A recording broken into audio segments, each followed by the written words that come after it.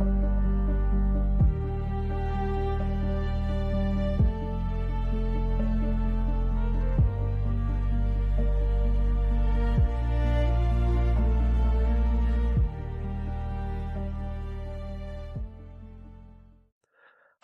and welcome back to Accidental Transcendental. I'm Paul, and today I want to talk about comfort and adventure. The warm blanket and the open road. The familiar meal and the strange doorway. The soft place to land and the thing that calls us beyond ourselves. At first they seem like opposites. Comfort is safety. Adventure is risk. Comfort is the known room. Adventure, the next horizon. But I don't think it's that simple. Because comfort is not always laziness. Adventure is not always courage. Sometimes comfort is recovery. And sometimes adventure is escape. Sometimes the familiar thing brings us back to ourselves. And sometimes the new thing helps us avoid what is already here. And most of us, I think, live somewhere in the movement between the two. Safety and novelty. Rest and expansion. Preservation and aliveness. So this episode is not about choosing sides. It is not a call to throw away all comfort and become a rugged wilderness philosopher with suspiciously good cheekbones. And it is not a defence of staying exactly where we are forever, surrounded by cushions, snacks, and the warm glow of never being challenged. It is more a question of desire. What are we reaching for, and why? When I choose comfort, am I returning to something that nourishes me? Or hiding from something that wants to be felt? When I choose adventure, am I moving towards aliveness or chasing the next distraction? And I ask that without judgment, because I have done all of it. I have hidden in comfort. I have chased novelty. I have kept hold of things too tightly. I have wanted the next thing before I have properly lived the thing already in my hands. So as ever, these are field notes, not instructions, not a lifestyle manifesto, not a tidy philosophy of how everyone should live. Just to walk through some things I've noticed about wanting, about comfort, beauty, nostalgia, impermanence, about the strange little homes we try to build for ourselves inside a noisy world. Last time, we talked about expansion, contraction, capacity and integration, about how growth does not move in a straight line, about how the wave itself may be the way. This feels like the natural next question. Once we have asked what can be held, we can ask what we are reaching for. Because maybe comfort and adventure are not enemies. Maybe they are movements in the same living system. Comfort helping us gather, adventure helping us unfold. And maybe the deeper question is not simply comfort or adventure. Maybe the deeper question is, does this bring me into richer participation with life, or further away from it? So let's begin gently, not with the open road, not with the dramatic leap into the unknown, not with someone in linen telling us to trust the journey. Let's begin with comfort, the warm room, the safe place, the familiar thing, the reach for home. Because comfort has a strange reputation in a lot of growth conversations. Spiritual conversations, creative conversations, self-improvement conversations. All the conversations where someone eventually starts pointing at a mountain and says something alarming about discipline. Comfort often gets treated as the thing we're supposed to overcome, the soft trap, the easy option, the place where potential goes to fall asleep in jogging bottoms. And sometimes, fair enough, sometimes comfort does keep us small. Sometimes it does become avoidance. Sometimes the warm room becomes a seal room. We will get there. But I don't want to begin there, because comfort, at its best, is not weakness. It is regulation. It is the body unclenching, the nervous system lowering its guard, the familiar song, the warm drink, the room when nobody needs you to perform, the person whose presence lets you stop managing your face. Comfort can be the first sign that something in us feels safe enough to stop bracing. And that matters, because not everyone grows up with that feeling as a reliable background. Not everyone learns early that the world will hold them, that they can fall apart and still be loved, that they can be difficult, messy, quiet, overwhelmed, inconvenient, and still belong. Some of us learn something else. We learn to manage the room, read the weather, stay useful, stay acceptable, keep ourselves in a shape that does not disturb the fragile piece around us. And when that is the background, comfort becomes more than indulgence.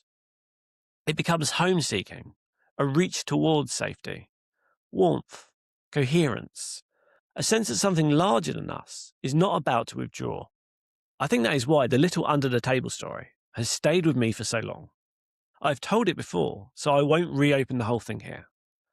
But the shape of it matters. Small child, loud room, too much world, under the table, and someone kind enough not to drag me out before I was ready. That to me is comfort at its healthiest. Not indulgence, not stagnation, not refusal, presence. A safe field, a place to gather, a little island where the nervous system can begin to believe, maybe I'm not alone in this. And I think we underestimate how many adult comforts are really reaching for that. The blanket, the sofa, the old film, the familiar meal, the collection, the ritual, the same route home, the thing we know how to do when the rest of life feels too much. We are not always being lazy. Sometimes we are trying to find the table. And I want to keep compassion around that. Because from the outside, coping can look like poor choices. Excess, avoidance, self-indulgence, too much food, too much screen, too much shopping, too much holding on, too much retreat.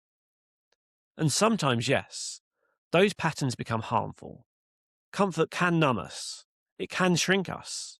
It can become addictive, heavy, or quietly expensive to the soul.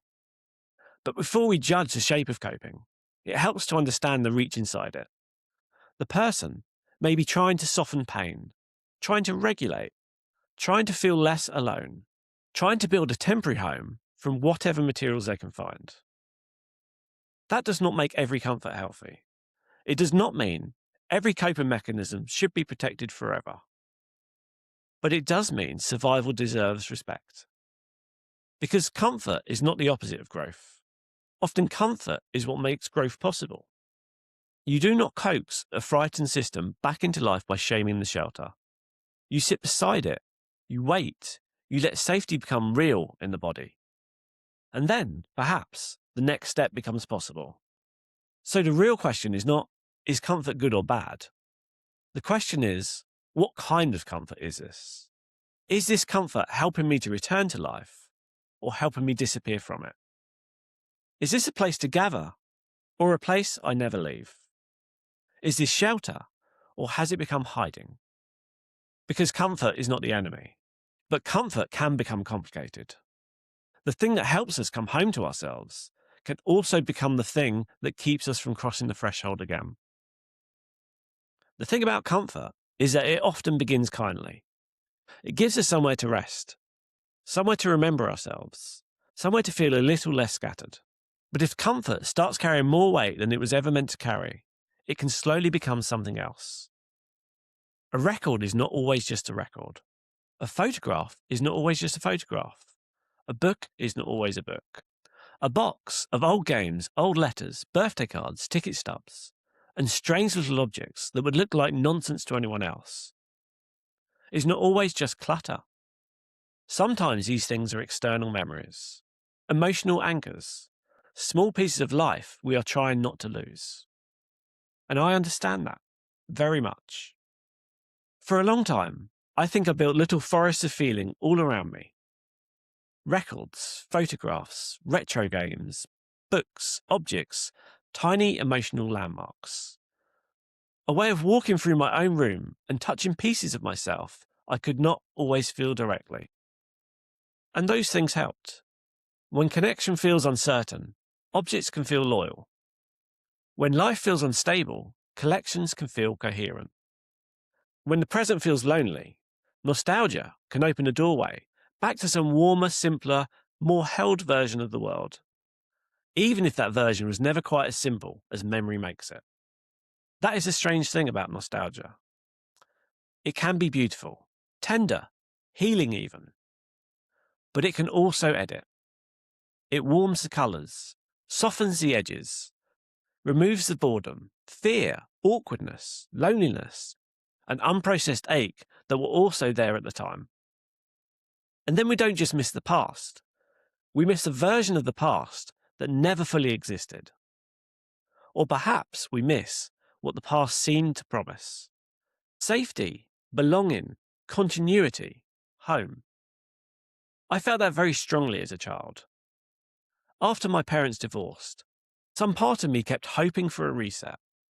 Not in a neat sentence, not even consciously maybe, but emotionally. That one day I would wake up and the rupture would be undone. The pieces would be back where they belonged. The world would return to the shape it was supposed to have. But annoyingly, life did not organise itself around my preferred narrative structure. So you find other ways to build continuity, other ways to keep hold, other ways to create little pockets of certainty. And sometimes that becomes collecting, keeping, preserving, holding on. Not because you're shallow, not because you're materialistic, but because the thing is carrying a feeling, a memory, a version of you, a possible home. And that can be genuinely comforting until it isn't. Because over time, the anchor can become a chain. The collection can become an obligation. The memory can become an identity. The comforting thing can become another room you're afraid to leave. I used to feel this with records. There was a time when collection could become almost completionist. Not just I love this album, but if I like this band, perhaps I should own everything. The rare version, the limited pressing, the side project, the related band. The album everyone says you need if you're going to be taken seriously as a person with taste. And then once you own the thing, you have to preserve it. Keep it safe, keep it close to mint, maybe not play it too much, maybe treat it less like music, and more like a small, fragile certificate of identity. And there is something slightly sad in that. Because the record exists to be played. The music exists to be heard. The object is not meant to become so precious that it stops participating in life. That has shifted in me over time. I still love records. Possibly too much, depending on which shelf you are asking. But now the relationship feels different. I don't need the whole map. I don't need every object that proves the identity. I want the ones that matter, the ones I actually love, the ones that I will play when the moment calls. I still care for them. I still put them in protective sleeves. I still keep them in order because I am not an animal. But I am less interested in preserving them as evidence of who I am. I want them to add joy, not weight. And that feels like the key distinction. Comfort is alive when it remains in relationship with life. The record that gets played, the photo that opens the heart, the object that still sings, the room that helps you rest and then return.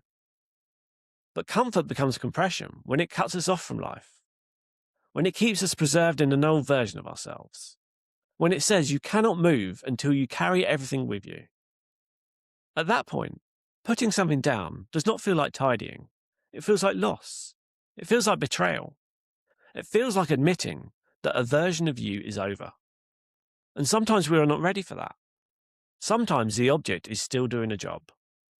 Sometimes it is helping us remember. Sometimes it is still a little table we are hiding under. So again, compassion, but also honesty. There may come a time when the thing no longer gives life back. It only asks to be protected, stored, moved, managed, explained, dusted, carried.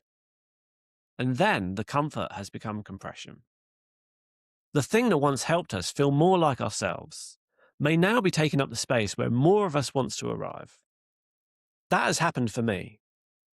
I started to release some possessions when they were no longer carrying the same emotional weight. Not because I suddenly became impressively minimalist. Let's not say wild things. But because more connection had returned elsewhere.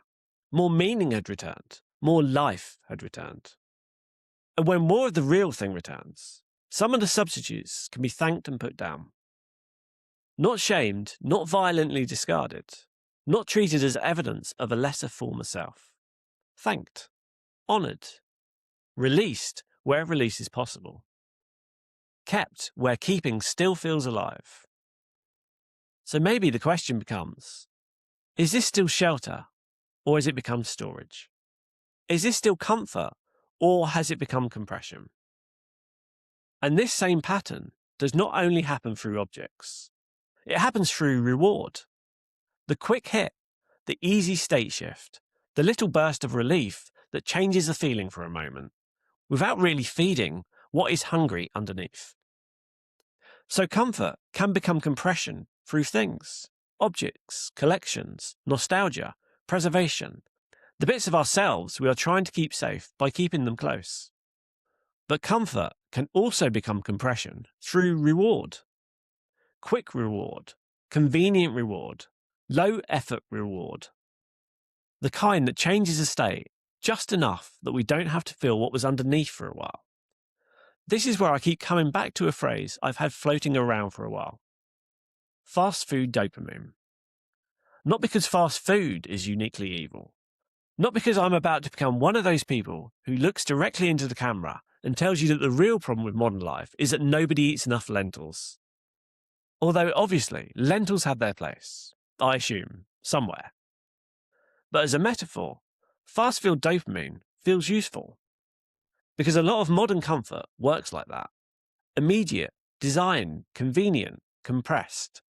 Very good at hitting the right buttons quickly. It gives us something. That is why we reach for it. But it does not always nourish the deeper hunger. And the difference matters. Because compressed reward and richer participation can look similar from the outside. Both might involve food. Both might involve pleasure, rest, entertainment. But they do not leave us in the same place. There is a difference between eating ultra-processed food silently on the sofa in front of the television and sitting around a table with people you love, eating roast dinner, or enjoying a garden barbecue, or something cooked over a campfire, while stories move around with the smoke. Food is still food. Pleasure is still pleasure, but one version is more connected, more embodied, more relational, more alive. There is a difference between pornography as a private state shift and intimate, loving, attentive connection with another person. There is a difference between a solo commute sealed inside the car or sitting on the train with headphones in, staring into the small glowing portal, and walking with someone through trees, along the coast, or round the block, letting the conversation find its own pace. There is a difference between keeping contact alive through a group chat and sitting with an old friend over coffee, wandering gently from nonsense to truth and back again. And I am not saying one side is morally pure and the other is morally corrupt. That would be far too simple, and also fairly unbearable. I use screens. I eat convenient food. I send messages instead of arranging real conversations. I have absolutely watched TV whilst eating something that barely required chewing. No mountain here. No judgmental robes. But I can feel the difference. That is the point. I can feel the difference between reward that briefly changes my state and experience that seems to feed more of me. One is compressed. The other is participatory. One asks very little of me. The other asks me to be there. And being there takes capacity. And that is part of the difficulty. Richer participation asks for attention, preparation, presence, mess, conversation, a willingness to be interrupted, a willingness to let the moment be imperfect and still worth entering. It is much easier, in the short term, to reach for the thing that delivers a familiar reward quickly. No negotiation, no vulnerability, no one else's mood, no washing up generated by the ambitious version of dinner. Just the button, the packet, the scroll, the purchase, the clip, the next thing. And sometimes, honestly, that is the capacity. Sometimes the sofa is the capacity. Sometimes the low-effort comfort is not failure. It is the available kindness. But if we live there too long, something starts to flatten. We keep changing the inner weather without ever really changing the climate. We soothe the surface while the deeper hunger waits. And I think that deeper hunger is often connection. Connection to other people, connection to the body, to place, to the present moment. Connection to effort, story, season, consequence, care. Connection to life as something we participate in, not just something we consume whilst half elsewhere. That to me is the difference between fast food dopamine and whole meal experience. Whole meal experience is not always grand. It is not always photogenic. It does not need to involve a retreat, a mountain, a handmade ceramic bowl, or someone called Rowan telling you to breathe into your ancestral knees. It can be very ordinary. A proper meal, a proper walk, a proper laugh, a proper conversation. A record played because you actually want to hear it. A cup of tea made slowly enough that you notice making it. A bit of gardening, a shared silence. A game played with the children where you are actually in the room rather than supervising from behind a phone. Not perfect presence, not saintly presence, just more presence than absence. And I think that matters because a lot of modern life trains us into absence. It gives us pleasures that ask less of us. And again, that can be merciful. If you're exhausted, in pain, overwhelmed or lonely, a low-effort comfort can be a lifeline. But if every comfort asks less of us, eventually we may forget that some parts of us wants to be asked for, wants to participate, wants to contribute, wants to cook the meal, take the walk, make the call, play the record, tell the story, risk the awkward first 5 minutes of a meaningful conversation. Because richer participation has a texture that compressed reward often removes. It has friction, but not always bad friction. The friction of lighting the fire, chopping the vegetables, carrying the chairs outside, waiting for someone to finish their sentence, getting the timing wrong, burning one side of something, laughing about it, trying again. That kind of friction can become part of the nourishment. Compressed reward often tries to remove all friction. No waiting, no awkwardness, no preparation, no need to meet anyone, no need to fill the gap. But sometimes, without the gap, there is no room for connection to enter. So perhaps the question is not, am I allowed this comfort? But what kind of relationship does this comfort create? Does it bring me back to myself? Does it bring me closer to someone else? Does it help me return to the room? Does it give me enough steadiness to participate again? Or does it keep me gently, pleasantly, efficiently elsewhere? Because fast food dopamine often imitates home, but whole meal experience helps build it. And once we see that, adventure starts to look different too. Because adventure is not just going somewhere new. It is not just chasing stimulation, novelty, or the next exciting thing. At its best, adventure is also a form of participation, a fuller meeting with life. But when it loses connection, adventure can become just another escape. So, if comfort can become compressed reward, adventure can too. Which feels slightly inconvenient for me to admit, because I like adventure as an idea. Curiosity, exploration, the next door, the wider room, the strange little path appearing at the edge of the map. This whole project, in many ways, is built on the refusal to stop asking why. So I'm not here to make a case against adventure. Adventure matters, novelty matters, risk matters, the unknown matters. There are times when comfort becomes too small, when the familiar room starts to feel less like shelter and more like containment, when the old routine no longer restores us, but quietly reduces us. And in those moments, something in us starts looking towards the door. Not because we are ungrateful, not because we are restless for no reason, but because life is asking us to move. That, to me, is healthy adventure. The next resonant edge. The thing that feels alive and just about holdable. Familiar enough to recognize, new enough to grow you. It might be a literal trip, a new place, a new conversation, a creative project, a relationship deepening, a truth finally spoken, a different way of using your time.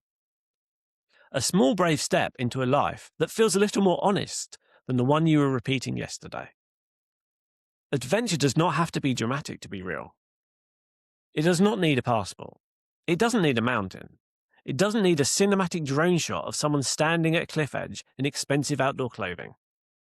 Sometimes adventure is sending the message. Sometimes it is leaving the house. Sometimes it is staying in the room long enough to have the difficult conversation. Sometimes it is saying, I don't think this fits me anymore. Sometimes adventure is simply choosing the thing that has a little more life in it. So I love adventure. I do. But adventure also has a shadow. Because not every new thing is aliveness. Sometimes the new thing is avoidance wearing hiking boots. Sometimes what looks like boldness is restlessness. Sometimes what looks like freedom is just another form of being pulled around by hunger.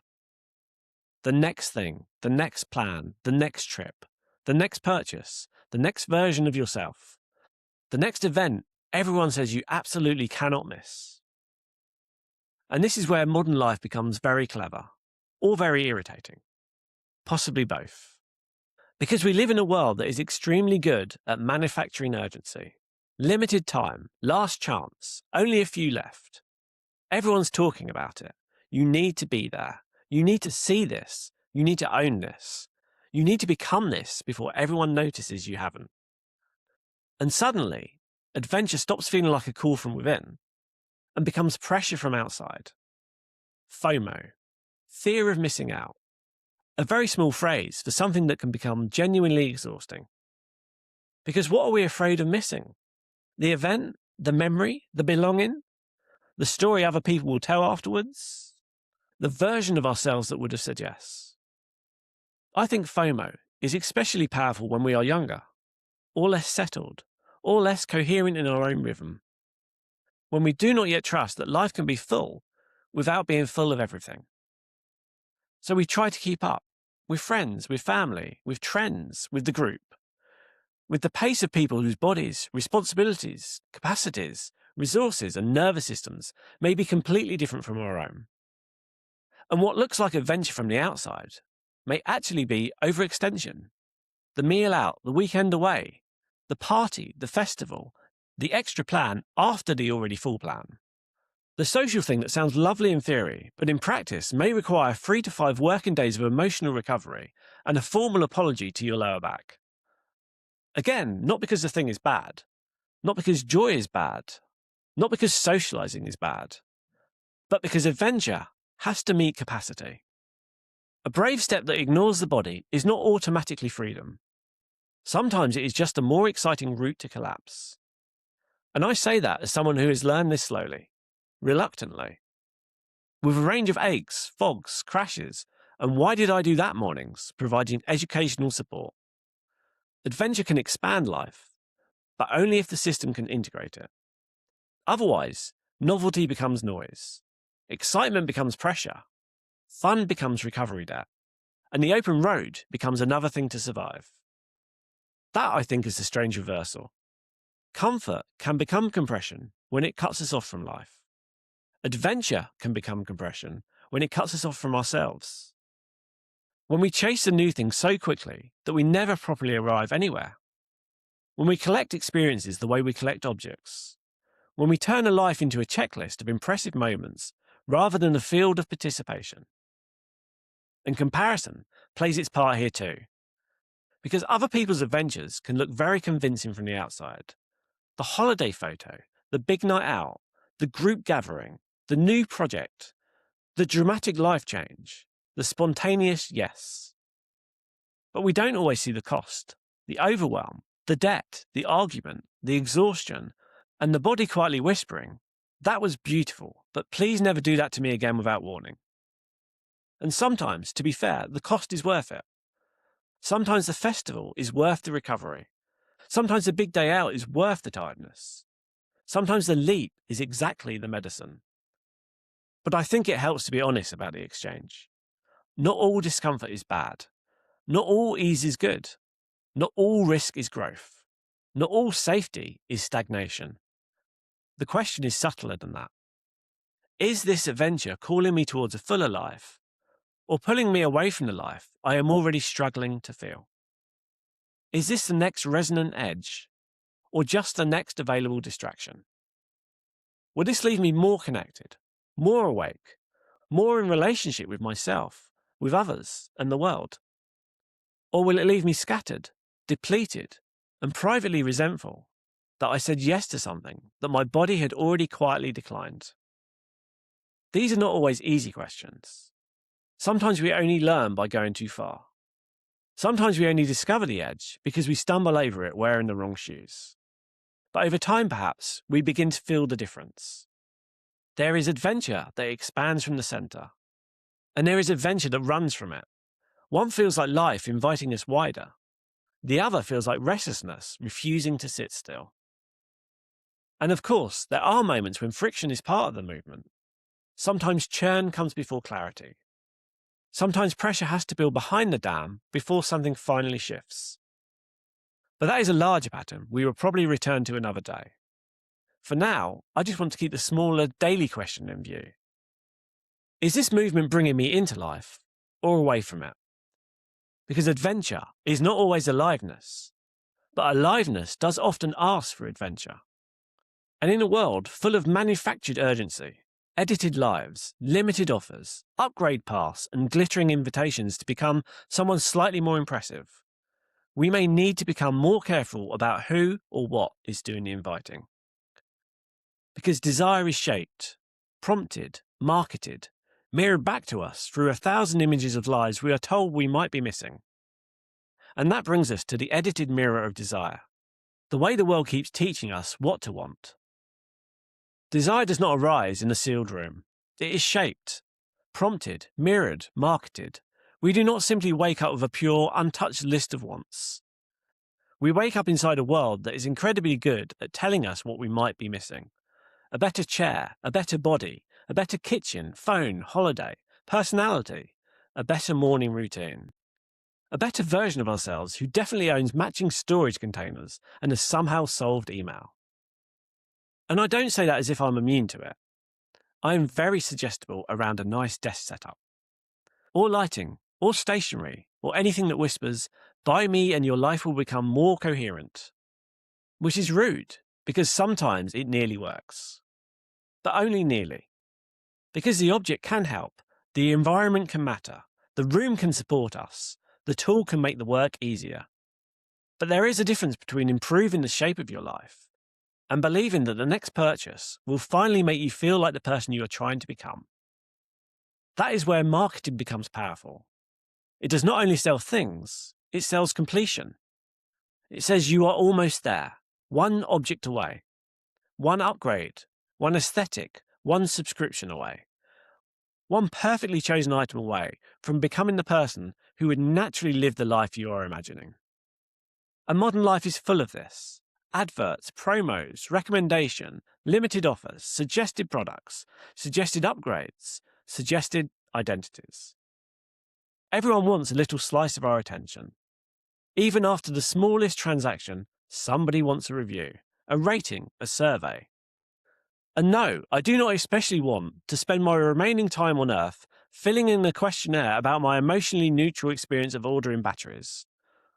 The batteries came. They were batteries. We all move on. But the point is that the world keeps reaching. It keeps inviting us into tiny loops of evaluation, consumption, comparison, improvement.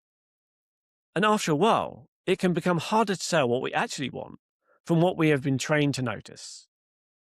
There is a phrase for one part of this pattern, the Diderot effect. Very briefly, the story goes that the philosopher Denis Diderot received a beautiful new dressing gown, a very fine new thing. But once he had that beautiful new thing, everything around it started looking shabby by comparison. The old chair, the old desk, the old room. So one upgrade created a cascade. The new thing made everything else feel wrong. And I think most of us recognize some version of that. You buy one nice new object, and suddenly its surroundings start making accusations. The new lamp makes the old desk look tired.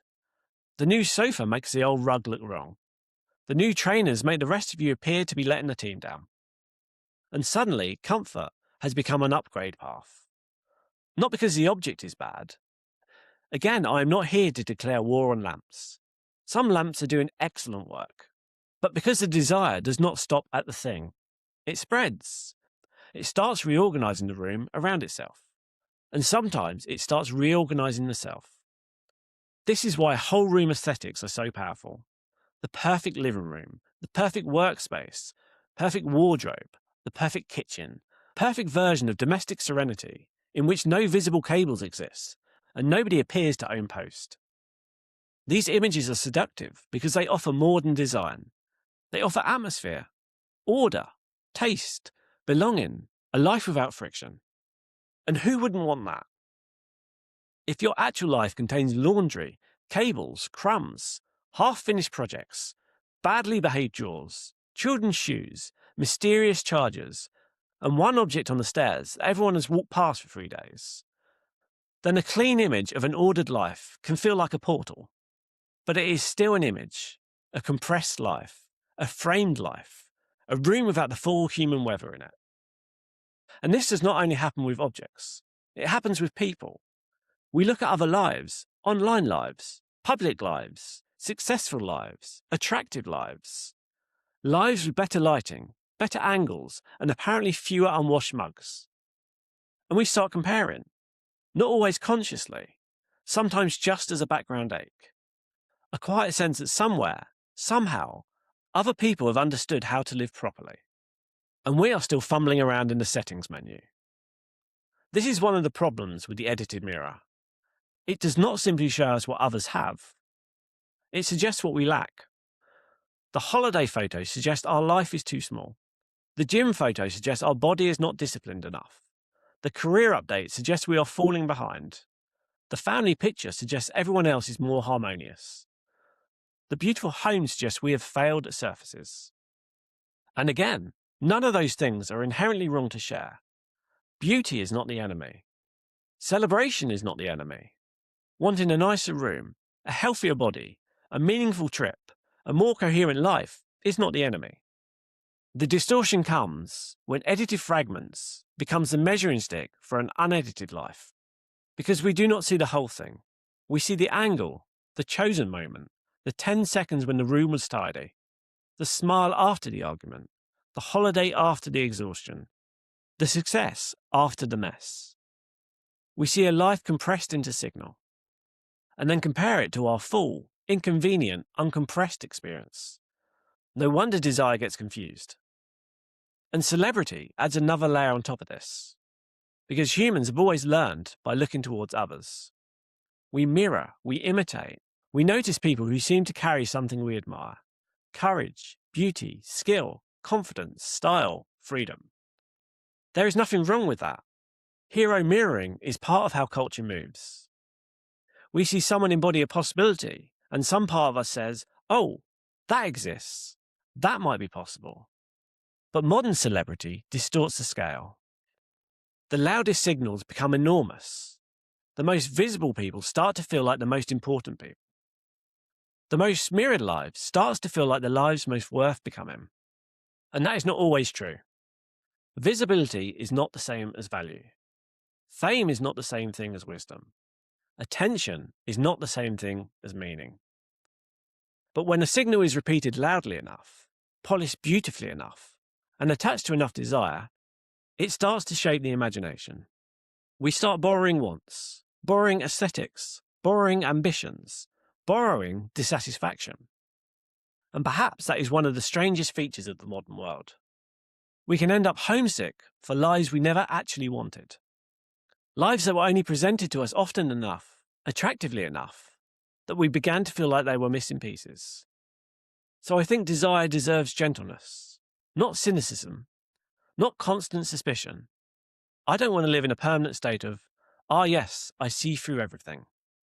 That sounds exhausting, and probably makes you very annoying at dinner.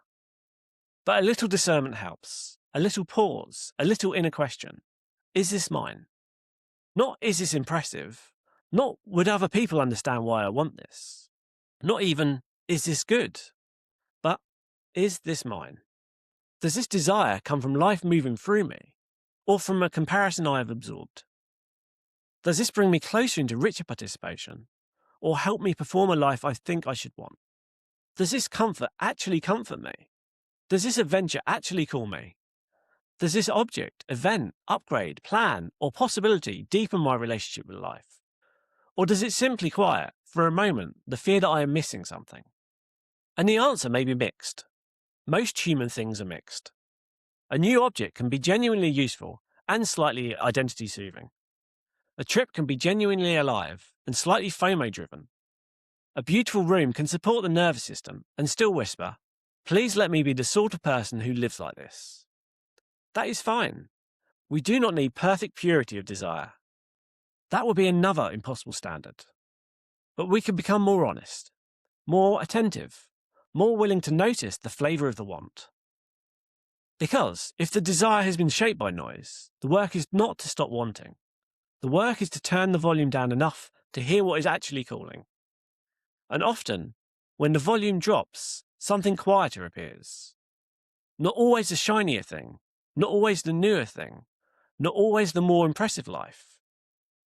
The record you actually want to play, the friend you actually want to see, the walk you actually want to take, the shelf you actually want to clear, the body you actually want to care for, the room you actually want to live in, not photograph. And this brings us to another layer of the question. Because if the edited mirror teaches us to chase polish, life itself may be asking us to notice something very different. The beauty of what is imperfect, particular, worn, time-marked, alive. The beauty of things and people and moments showing signs of being lived in. And this is where the episode softens a little. Because after all the noise, the wanting, the adverts and comparisons and upgrades, there is something quietly radical about appreciating what is already here. Not in a forced gratitude way, not in a you should be thankful way. That can become its own little prison if used carelessly. I mean something gentler, a way of noticing the beauty in things that have not been polished into perfection. Things that are rough, specific, weathered, unrepeatable, alive because they have not been kept outside of time. I think about this a lot with crystals, which is admittedly a very on-brand sentence for the show. But I do, because part of what I love about crystals is their coherence, their structure, their internal order. The sense that something deep in the mineral has found a pattern and grown around it. But the other part, the part that really makes them interesting, is everything that interrupts the neatness. The inclusions, the clouds, the fractures, the hidden colours, the little flashes that only appear when the light catches them in exactly the right way. Labradorite is a perfect example, and a personal favourite. From one angle, it can look almost still, muted, quiet. And then you tilt it slightly, and suddenly there is a flash. Blue, green, gold, purple. Something impossible looking that was there all along, but not visible from where you were standing. I love that. Beauty as angle dependent. Something completely real. But only revealed through the right light, the right moment, the right relationship. That feels very human to me. Because people are like that too. Lives are like that. Memories, bodies, objects are all like that. The thing that makes something beautiful is not always flawlessness. Sometimes it is the story, the peculiarity, the mark, the evidence that time has touched it and it has not disappeared. There is a Japanese idea that people often talk about here, wabi sabi. And I will not pretend to be an expert in it. That would be another kind of nonsense. But the version that has stayed with me is this. Wabi is something simple, rough, natural, asymmetrical. Sabi is something touched by time, worn, weathered, marked by age, use, decay, or damage. And in my own language, I keep coming back to this phrase, lives showing signs of being lived in. That, to me, is beautiful. Not always easy. Not always comfortable. Not always the version we would choose if we were designing ourselves from scratch with unlimited budget and dangerously high self-esteem. But beautiful. A table with marks on it, a record sleeve softened at the edges, a favourite mug with a small chip, a jacket that has started to fit like memory, a book with a cracked spine because someone actually read it, a face with lines, hands with history, a body that has carried a life, walked through challenge, earned its scars. And this matters because we live inside a culture that keeps selling us preservation, correction, optimization, anti-aging, improvement, upgrade, as if the highest aim of life is to appear untouched by the experience of living it. Which is a very strange aim, really. To arrive at the end looking as though nothing had happened. And I understand the fear behind it. Aging is strange. Change is strange. Losing energy is strange. Watching the body alter is strange. Seeing time write itself onto your face, your hair, your skin, your capacity, that can be confronting. I don't want to be smug about that. I've absolutely no right to. I am not floating serenely above the whole thing, blessing every new wrinkle as a sacred groove in the vinyl of my soul. Sometimes you look in the mirror and think, oh, so this is apparently happening now. Fair enough. But still, I wonder if there's a kinder relationship available. One that does not treat every sign of time as an enemy. Wrinkles, lines, scars, thinning hair, sagging skin, battle marks, the evidence of weather. Maybe we do not need to fight all of it. Maybe some of it can be honoured. Maybe some of it is the body saying, I was here. I carried this. I survived that. I laughed there. I worried there. I loved there. And maybe that is worth something. Because perfection is a strange thing. The closer you look at it, the less finished it becomes. There can always be one more correction, one more embellishment, one more improvement. One more thing that could be adjusted if only you had the time, money, energy, confidence, technology, lighting, or emotional stability required to pursue it. Perfection moves. That is part of the trap. It keeps stepping away. And if we are not careful, we can spend a whole life trying to reach a version of ourselves that would finally be acceptable to a gaze that was never going to be satisfied anyway. But the living thing has a different kind of beauty. A perfectly preserved record may be valuable, but a played record has participated. A near-mint object may impress a collector, but a loved object has been in relationship. A body untouched by time may fit a cultural fantasy, but a body marked by time has carried a human being through the world. And I think that distinction matters, because sometimes our desire for comfort is really a desire to freeze things, to keep them safe, to stop them changing, to hold the moment in near-mint condition. I know that feeling. I used to feel much sadness around endings. Things becoming lost or broken, moments passing, happy days finishing. The sense that something warm had appeared and was already leaving. Especially in less stable, less coherent times. When happiness felt rare, fragile, almost suspicious. If something good happened, some part of me was already grieving its loss, already trying to preserve it, already working out how to keep it safe from time. But the cost of that is that often you do not fully enter the moment. You hold it like something already leaving. And that has softened in me over time. Not perfectly, but meaningfully. I can enjoy the trip without already grieving the return. I can play the record without treating it like an artifact from a museum of possible future resale. I can appreciate the crystal, the sunny day, the season, the meal, the treat, the conversation, without immediately trying to guarantee that nothing will ever change. Because everything will change. Everything does. And that is not a defect in the moment. That is what makes it a moment. Its preciousness is not separate from its impermanence. Its impermanence is part of why it matters. And this is where adventure and comfort start folding into each other again. Comfort wants to preserve. Adventure wants to move. Comfort wants to hold. Adventure wants to open. But a lived life needs them both. Enough comfort to feel safe with what is here. Enough adventure to let what is here keep changing. Enough care to protect what matters. Enough trust to let it be touched by life. A played record, a marked table, a changing body, a relationship that has weathered actual weather. A self that no longer needs to remain sealed in protective packaging. Maybe that is the middle path. Not careless, not clinging. Caring for things without demanding they never age. Loving moments without trying to trap them.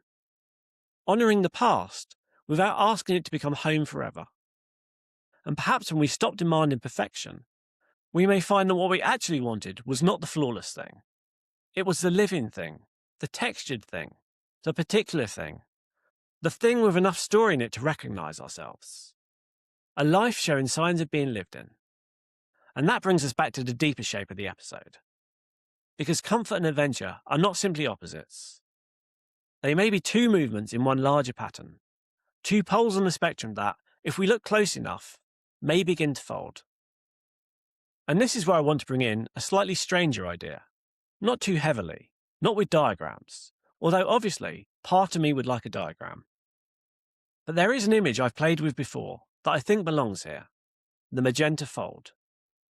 And the way I think of it, very simply, is this. Sometimes we look at two things as opposites, when they may actually be part of one larger movement. Comfort and adventure, safety and risk, preservation and change, holding on and letting go. They look like two ends of a straight line, like we are supposed to choose where we stand. But I picture it a little like the difference between a colour spectrum and a colour wheel. On a straight spectrum, red sits at one end, blue, indigo and violet sit at the other. They look separate, distinct, opposed. But then imagine pinching those two ends of the spectrum and folding them back towards each other. The line becomes a loop. The apparent opposites meet. And in that strange meeting place, we get magenta. A colour that, in one sense, is not really on the visible spectrum in the same way. A perceptual bridge, a neurological fabrication. And yet there it is, appearing quite happily on every digital colour wheel, as if it had been there all along.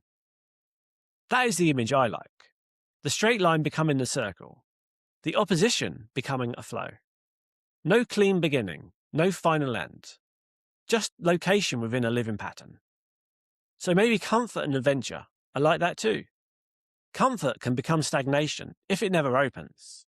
Adventure can become exhaustion if it never lands. Comfort needs adventure, or it can become a sealed room. Adventure needs comfort, or it can become a scattered life. And this is not unique to comfort and adventure. We see it everywhere. Expansion and contraction, novelty and integration, unity and individuality, wonder and overwhelm, growth and withdrawal, youth and maturity.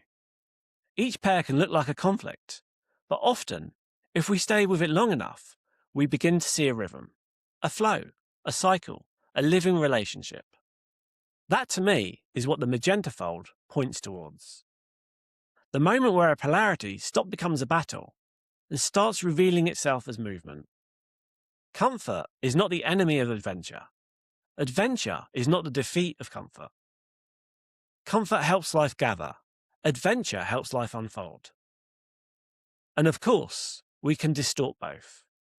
We can hide inside comfort. We can run through adventure. We can preserve what wants to change. We can chase change because we cannot bear to be still. But the healthy forms of each need one another. The frightened part needs safety before it can return to the room. But if it is never gently invited back into the room, safety becomes hiding.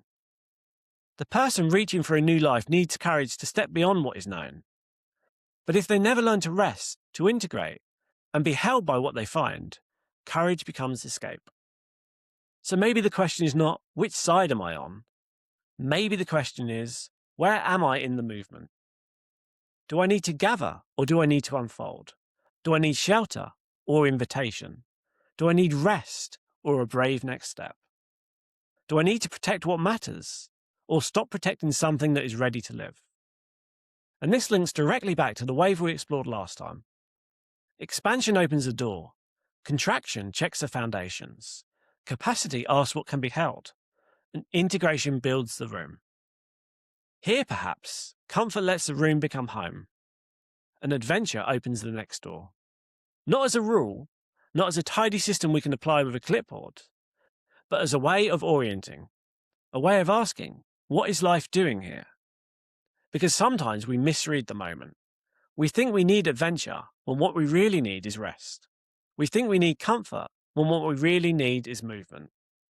We think we need a new life when we actually need to participate more fully in the one we already have. And sometimes we think we need to stay grateful for what we have, when some part of us is quietly suffocating in a room that has become too small.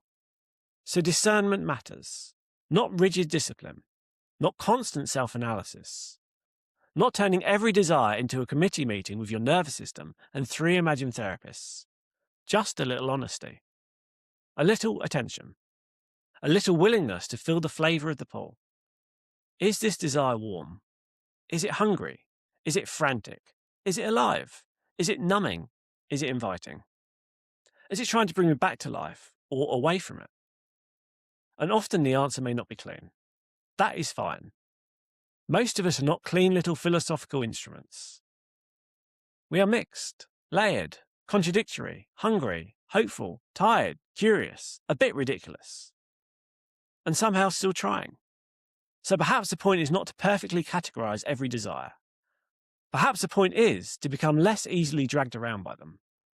To notice when comfort is restoring or numbing, when adventure is expanding or scattering us.